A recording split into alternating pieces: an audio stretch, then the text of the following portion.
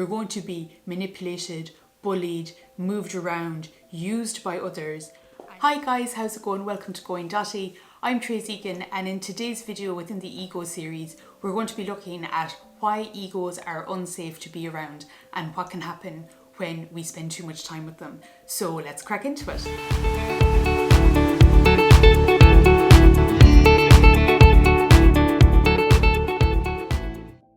So I'd like to start off this video with a quote from Eckhart Tolle in his book A New Earth, where he really goes into the ego in significant detail. But one of the things that he says about the ego is unconscious people experience their creation through the reflection of others.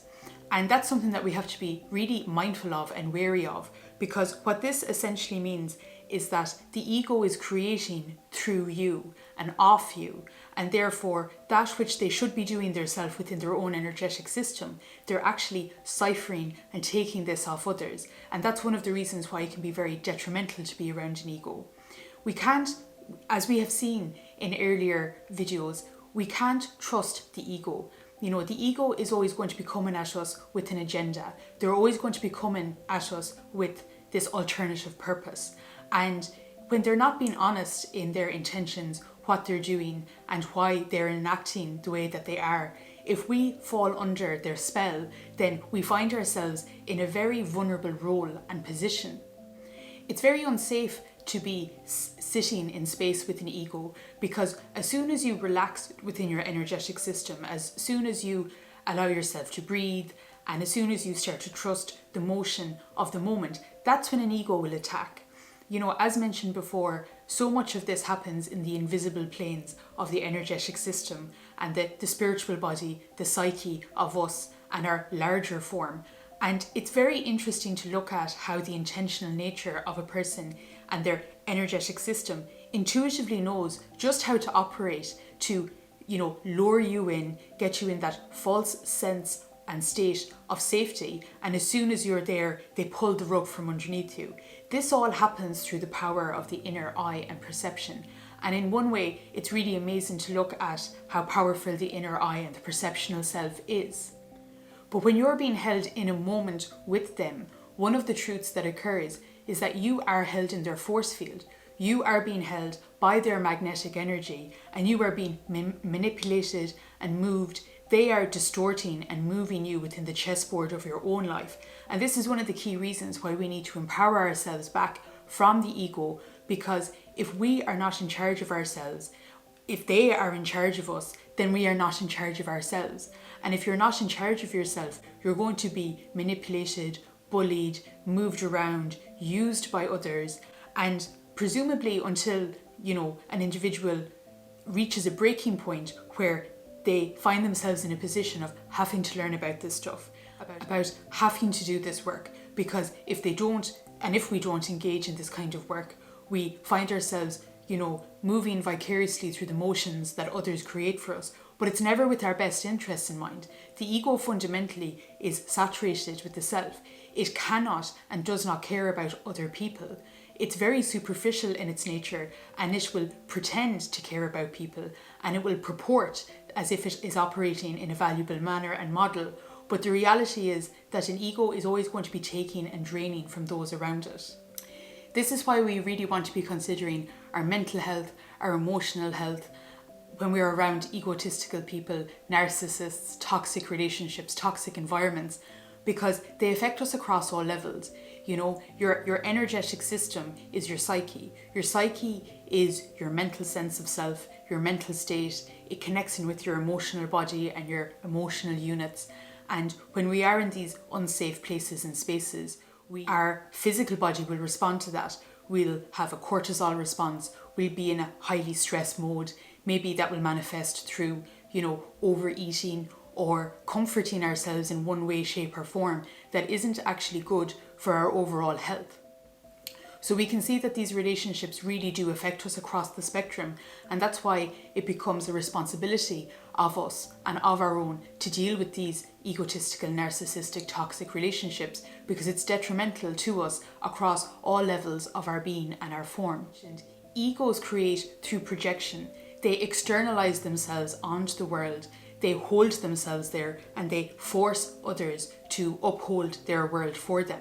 And the reason that this works and operates is through the holographic nature of our non-physical life, world and form. So I'll just point you in the direction of that video when it becomes available, because that as a foundational concept is very important for understanding the nature of how all of this occurs. What occurs to yourself is you get held in a role. You get held as an externalization of an ego. They hold you in a thread of themselves. They hold you as an aspect of themselves, their lives, their worlds, their personalities, and therefore they project onto you their expectation of themselves, because they don't really see you. They see your physical body, they see your physical form, but they don't understand other people to be living, breathing, sentient, spiritual beings in of their own formation, and that becomes very detrimental to be around. When an ego is projecting onto you, they're treating you as an externalization of themselves. So the way that they're interacting with you, the way that they're interfeeding with you, isn't a natural motion of how they perceive you. It's actually an externalization of the self. Sometimes you might be interfacing or interacting with an ego and wondering, why did they treat me this way? That's got nothing to do with me. Where has that come from? It's because they're not seeing you. They're only seeing themselves. They are perceiving their own imprints, their own templates over and above you, and they are flowing and filtering those things through the relationship that they have with you, rather than being able to acknowledge that this is happening within the self. And this all really feeds around because within the Going Dotty system, we talk about the geometry of the self. And we very much see the ego living the geometry of the self out onto and through other people. So looking at the ego can be a very useful model and a very primary model for understanding a lot of the psychological mental health patterns that we all go through. The difference is where we are in that scale of health. You know, I think there's a little bit of truth in the fact that we can all identify with the ego because we've all experienced life in the modern world and society. It's so prevalent to be operating in these kind of egotistical formats and formations. It's very heavily perpetrated and perpetuated, you know, in the social system that we're living in. So we can all identify to a certain extent the egotistical patterns and the way that they enact and live in the world. It becomes a problem when it's absolutely saturated in this. You know, I mean, we all do little things here and there or whatever, but it's when somebody is absolutely absorbed in this kind of mentality and this way of operating, when they become extremely toxic and very detrimental to the physical health, the mental health and the emotional well-being of other people. What's so interesting about the ego as well is the ego highlights and almost proves this kind of concept of co-creation. And what we find with an ego, the ego is playing out all of the creational patterns. They're just doing so from the negative inflection. This is one of the reasons why I call the ego, you know, an inverted creator. They are doing all of the things that a creator and a creative being does. They're just doing it from the negative context and from a negative formation. So you've got the inverted creator, you have a lazy creator who is waiting for the world to fulfill for them that which they are fundamentally incapable of doing for themselves at that time from that mindset. And just to highlight as well that, you know, nobody is lost to the ego either. The ego is essentially an individual living in a deep stage of unconsciousness. They're saturated by negativity, they're saturated by darkness and by shadow. But by doing the personal illumination work, by really, you know, scraping to the bottom of the barrel, finding the true nature of their form, they can find themselves again. We can see how egos, they hold us within their grid. They limit our movements and our lucidity within that grid. And they really halt the organic flow of life. You know, it's very difficult to open up and be in space around an ego because as soon as they smell that openness in the air, they just jump into it. They jump into your space. They take that space. And this is why we have to have healthy and appropriate boundaries. And this does affect us in our lives, in our world. It's not as comfortable to spend time with an ego. It's not as enjoyable to be in their presence and company because their presence affects our presence. And because the ego does not understand that it is a living presence, because it doesn't respect that facet of self, the psyche and the spiritual body, then it doesn't understand the effects that it's having in the life and the world of those around it.